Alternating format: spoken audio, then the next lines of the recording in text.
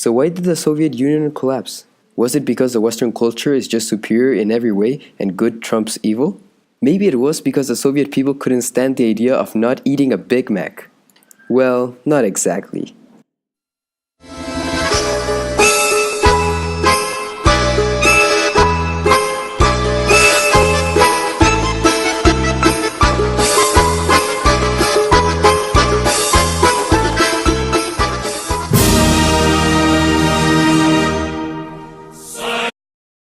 Okay, there might have been other causes apart of the lack of McDonald's that led to the collapse. But first, it is important to understand how it all started. After about 400 years of having a Tsar live in riches, the Russian people rebelled against their failed ruler in 1917. The leader of this movement was this guy called Vladimir Lenin, who led the working classes with the goal of establishing the first communist government, which was heavily based on Marx's ideas.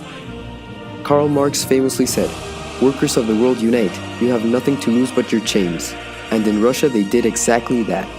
Lenin became the first president of the Union of Soviet Socialist Republics until he died in 1924. So now you know how it started.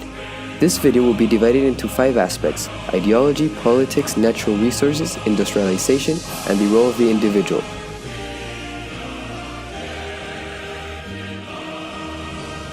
The political and economic ideology of the USSR was based on the philosophical and economic ideas of Karl Marx, as expressed in his book Das Kapital.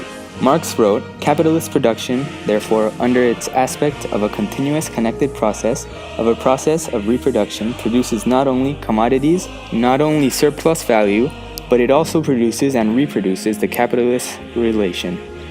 On the one side, the capitalist, on the other, the wage laborer." We will not qualify communism as good or bad, as it is an overly simplistic view. Instead, we will analyze the pros and cons of the communist ideology. To start, communism aims to eliminate the social gap between the rich and poor, nobles and peasants, landowners and workers, capital owners and factory workers. This would theoretically lead to a more just and happy society in which everyone is regarded as equal. On the other hand, the lack of private property and social ascension can lead to less innovation or hard work, due to its lack of benefits for the individual. Still, social equality has positive aspects. If everyone has the same belongings, then there is no incentive to steal or commit crimes. It can also lead to a more cohesive community because there is no envy or judgment based on what the other person has. Another aspect is central planning, which can lead to more efficient production of resources due to a better organization in order to meet the needs of society. Still, it can backfire if the leaders do not recognize and plan to meet these needs. In the political aspect, communism also has flaws and strengths. The Soviet Union was a one-party communist government. A possible benefit of this system is that there is not a waste of resources by people trying to get elected, as it happens in some countries. On the other hand, it led to the opposition being crushed. For example, Lenin did not like gradually diverging views within the Communist Party, so he enacted a ban of factions. This basically meant that if you did not agree with the final policy that was enforced, then you would be expelled from the party. So yeah, the Soviets did not like criticism.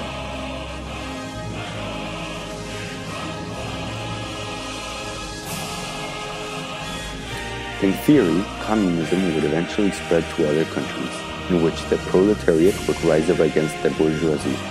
The Soviet Union would naturally serve as a facilitator for these revolutions, since they were the first communist country.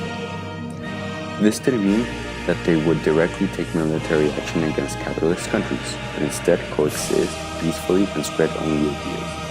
However, this changed in Stalin's regime. The term Stalinization was used to describe the force of Joseph Stalin policies of aggressive expansion and extreme competition. He tried to keep up with the arms race through rapid industrialization of the economy, but more on that later. Cue Stalin montage. After World War II, the Soviet Union had gained a lot of influence in the countries they liberated from Nazi control. This pretty much encompasses all of Eastern Europe, splitting Germany in half, East and West, which led to the famous Berlin Wall. Oftentimes, through force, the government of all the liberated countries became hardline communists. By 1948, the map looked like this. Towards the end, many countries once allied with the USSR were now changing their stance.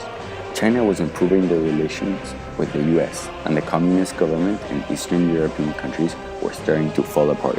It can be said that the breakup between the USSR and its satellite states was inevitable, because a violent government not supported by the people cannot stand the test of time. This can perhaps be best proven by seeing the fact that once democratic elections were held in these countries, the Communist Party lost by a landslide. The Soviet Union had basically no problem in acquiring the necessary resources for its development. Therefore, we will talk about the misuse of these resources, and not the lack of them. Due to the huge landmass, there were plentiful reserves of oil, iron, and natural gas, all of which were crucial for industrial activities. Additionally, there were enough farms in order to meet the caloric needs of their people. But these necessities were not always met. Earl Rice talks about this in his book The Cold War: Collapse of Communism. The economy produced huge quantities of tank aircraft and rockets, but failed to meet the basic needs of their people. This is best shown by looking at one of Stalin's policies.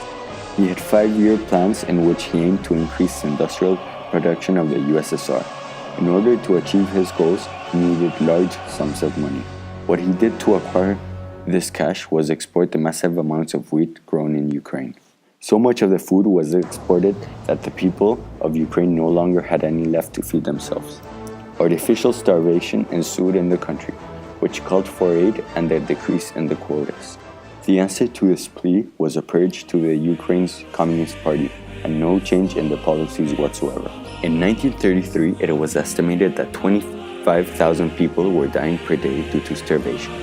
Foreign aid was sent by Western countries, but shipments were denied passage at the border because it would be admitted there was a famine, which the Communist Party denied.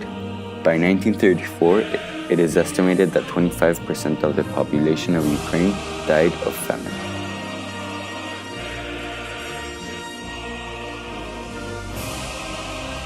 The Soviet Union, covering a vast area of 22.4 million square kilometers, was replete of resources that enabled the country to industrialize. From an agricultural society to an industrial superpower, the USSR went through an unprecedented modernization of the country in 1929. The Soviet Union was motivated for this change because of the fact that they were many steps behind other countries in the West regarding economic growth. Soviet industrialization was based on 5-year plans created by the state. The plans were designed to industrialize the nation in as little time as possible. This would be achieved by making the USSR self-sufficient and emphasize heavy industry over consumer goods. The book, The Cold War: Collapse of Communism, states that a successful economy relies on the knowledge of what an item costs and controlling prices to be profitable. Communism lacked being able to regulate price. Stalin's policies were the cause of rapid industrialization in the USSR.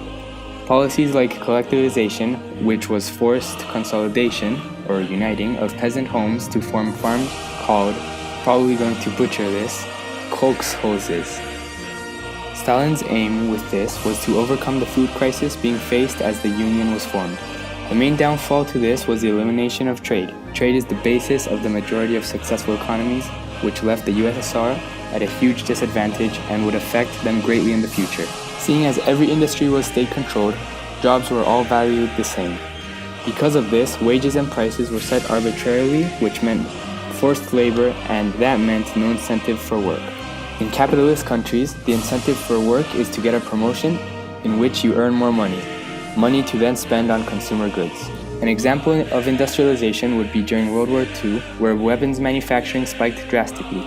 The amount of tanks the Red Army possessed was 23,000 tanks at the beginning of World War II, which was 6 times more than Nazi Germany. This ratio was consistent with every piece of artillery that the USSR had compared to its enemy. According to Rice Earl, after World War II, Soviet nuclear activities took up to 30% of their gross national product. None of this information was known to the public. This was largely due to the manipulation of expense figures to make the economy look successful.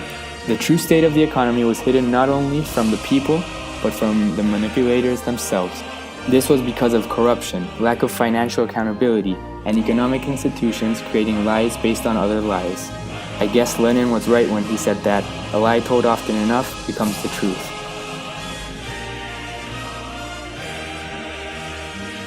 The most infamous, cruel, and influential figure in Soviet history is, you guessed it,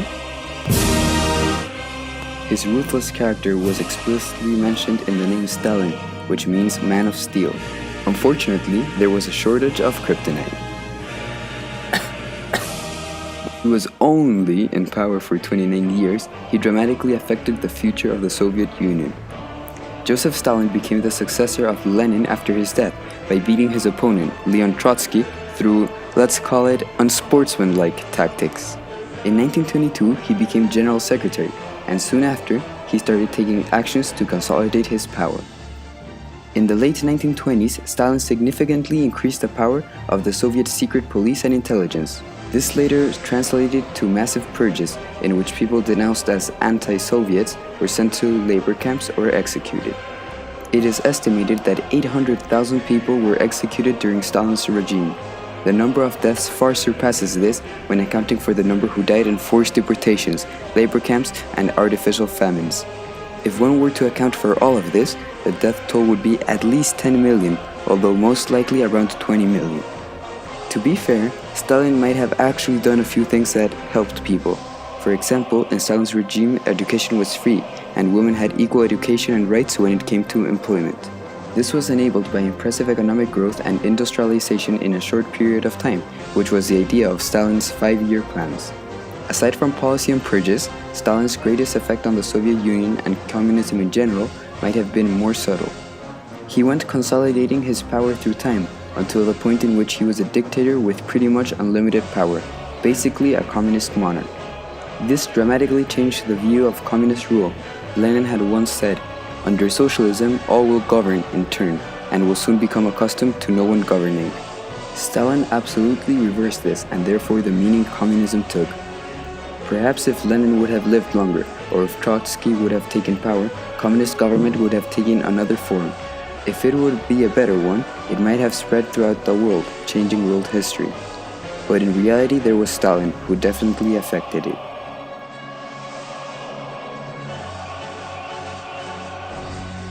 After 63 years of the communist system slowly crumbling beneath itself, a man of the name Mikhail Gorbachev served as the 8th and final leader of the Soviet Union.